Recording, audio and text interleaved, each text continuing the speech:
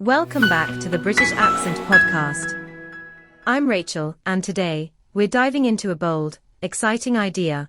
Could you survive for an entire week speaking only English? No translations, no switching to your native language, just full immersion.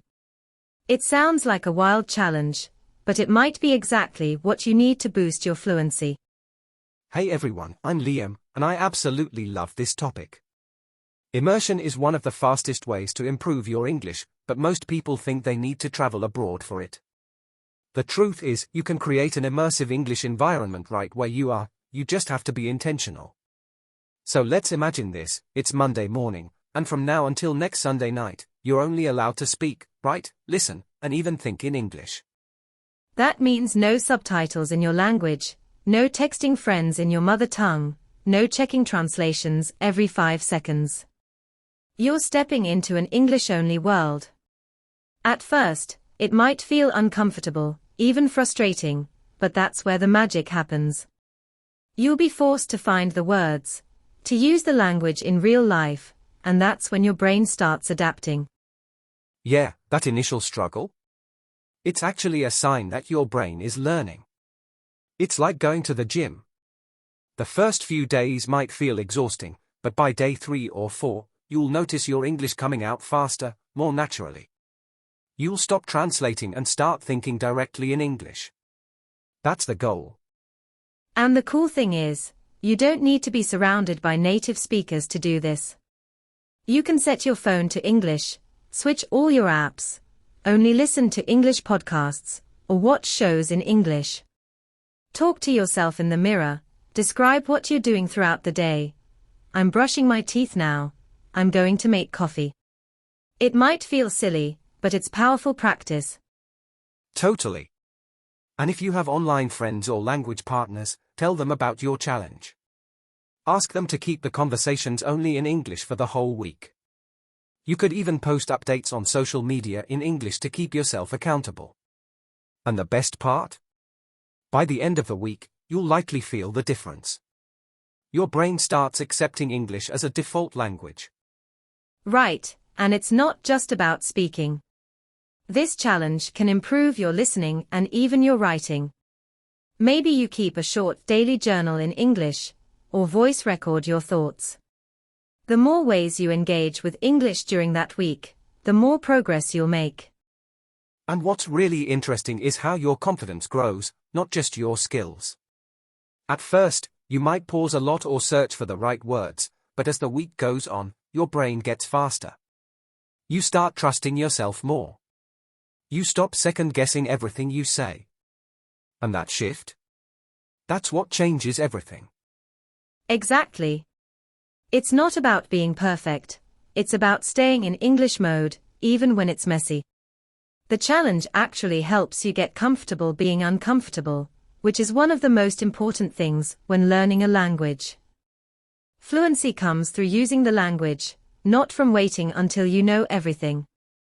One trick that helps people stick with this is setting small, daily goals. Like, today, I'll only listen to English music, or I'll have a 5-minute conversation in English tonight. These bite-sized challenges make the week feel manageable, and every little success motivates you to keep going. And if you hit a wall, which you probably will, don't see it as failure. It just means you're learning. Maybe you get stuck explaining something, or you blank on a word. That's actually the perfect time to look it up, learn it, and then use it again as soon as possible. The word will stick better, because you experienced the need for it. I love that. Language learning is full of those moments where you realize, oh, I didn't know how to say that. And then the next day, you do. And that's when it starts getting fun. You're building a new part of your brain, literally rewiring how you communicate with the world. Also, don't forget, your environment matters. If the people around you aren't supportive, or if they keep pulling you back into your native language, find new ways to protect your English bubble. Maybe put up sticky notes with English reminders or motivational quotes. Create an English zone in your day, where it's only English, no matter what. Oh yeah, and music helps a ton. Just listening to English lyrics over and over, singing along, even mimicking the pronunciation. It's fun, and it sneaks learning into your routine without feeling like study. Same goes for watching YouTube videos, vlogs, or even live streams where people are just talking casually in English. The real benefit of a 1-week immersion isn't just language growth, it's the mental shift. You realize English isn't just something you study. It becomes a part of your daily life. You're not waiting for the right time to use it, you are using it. All day. Every day.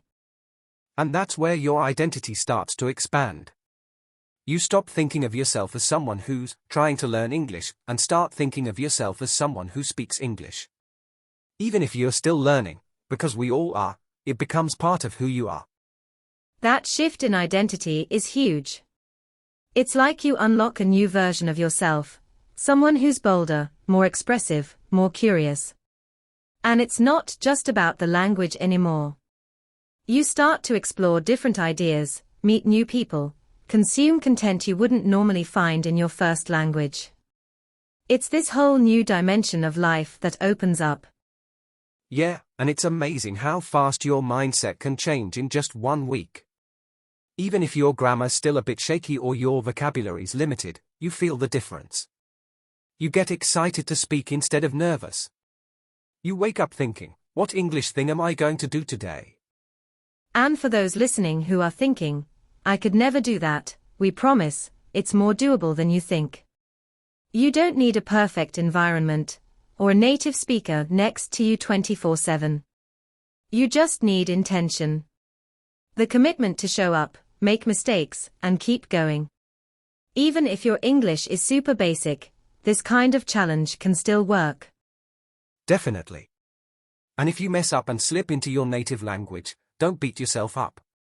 Just reset and keep going. It's like working out, missing one push-up doesn't ruin your whole workout. The power is in coming back again and again. Honestly, the week will fly by. And by the end of it, you might be surprised by how far you've come. Even if it's small changes, like understanding faster, speaking more clearly, or just feeling less afraid, that's progress. And it's worth celebrating. And something else happens that people don't always expect, your inner voice starts to change.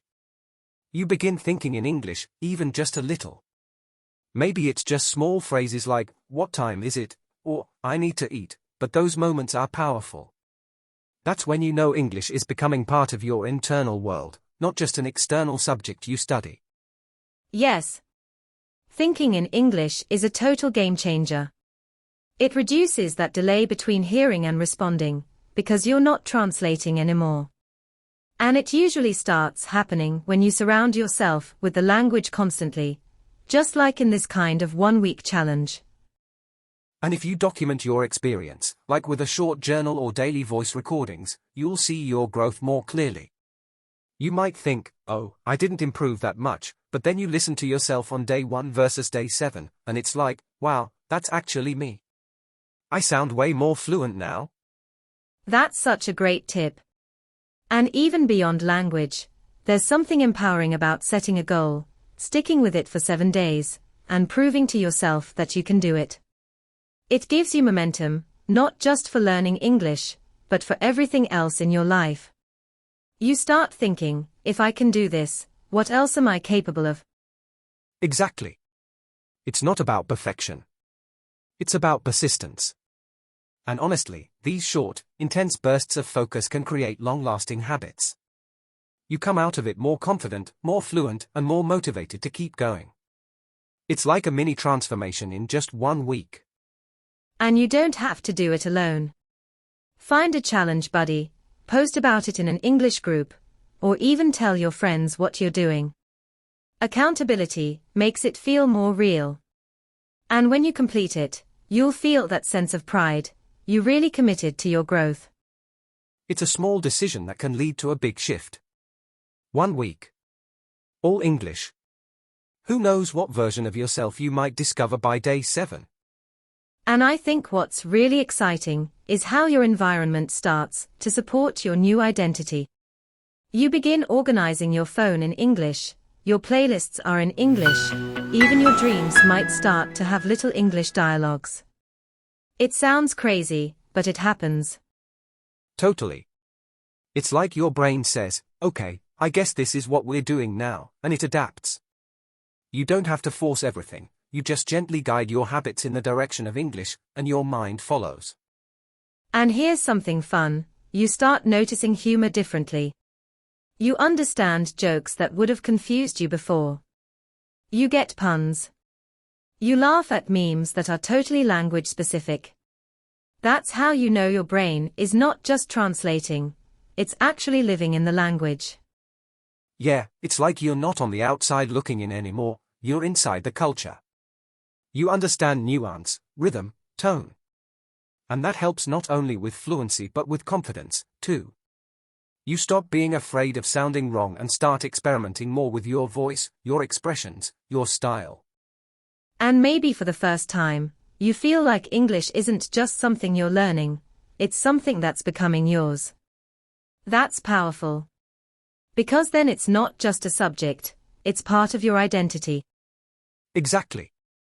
So whether you're trying this 1-week challenge just for fun or as a serious goal, you're doing something more than just improving your English. You're building a stronger, more expressive version of yourself. One conversation, one sentence, one day at a time.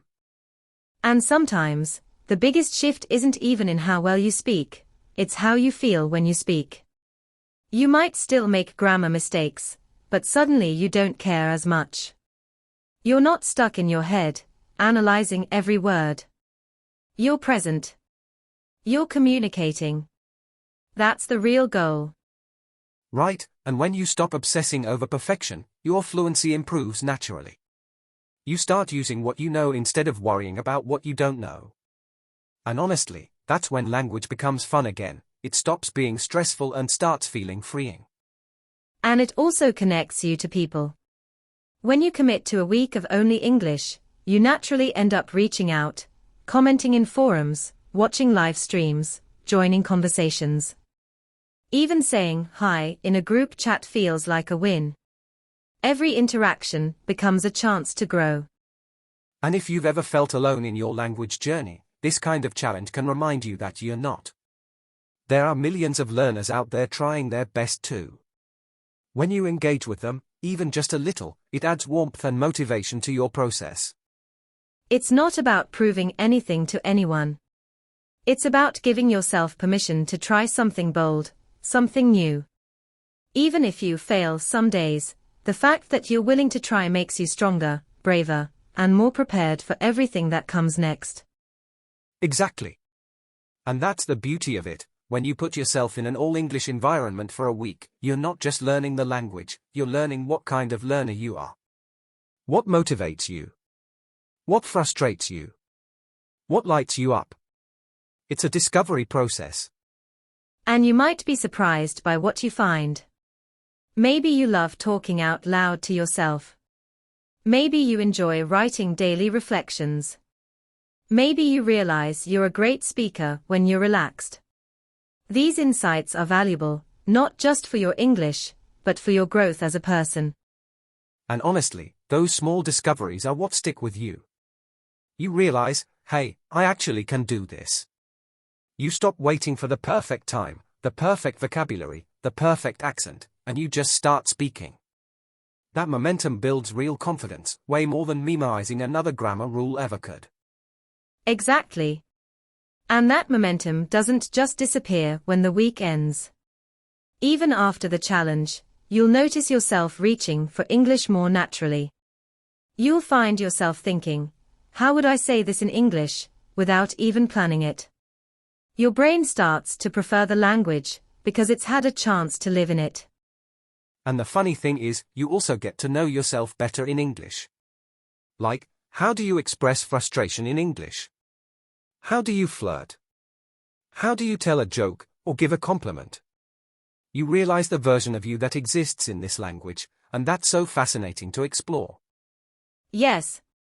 Because learning a language isn't just about translating who you already are. It's also about expanding who you can be. Some people feel more confident in English than they do in their native language, and that's not weird. It's just another version of their personality coming through. And the best part is, once you've done something like this, lived in English for a week, you carry that experience with you forever. Even when you go back to your regular routine, there's a part of you that knows you've already crossed that line. You've already proved to yourself that you belong in the English-speaking world. And that's the real win. Not that you never made a mistake, but that you showed up for yourself. You committed to the challenge, even when it felt awkward, messy, or hard. That's what learning really is, being willing to go through the mess to find something meaningful on the other side. And if you're listening right now thinking, maybe I should try this, then yes, you absolutely should. Even if you don't do it perfectly. Even if you only make it 3 days. The point isn't perfection, it's progress. It's proving to yourself that you can live through English, not just study it. You've got more in you than you realize. So go ahead, challenge yourself. Speak, think, write, even dream in English for a week. You won't just improve your language skills, you might discover a more confident, expressive, and powerful version of yourself along the way. Thanks for joining us on the British Accent Podcast. We hope this episode inspired you to see English not just as a subject, but as a doorway to connection, to confidence, and to a new you. We'll be back soon with another episode to keep your English journey fun, practical, and personal. Until then, stay curious, stay brave, and remember, your voice matters, in every language. Bye for now.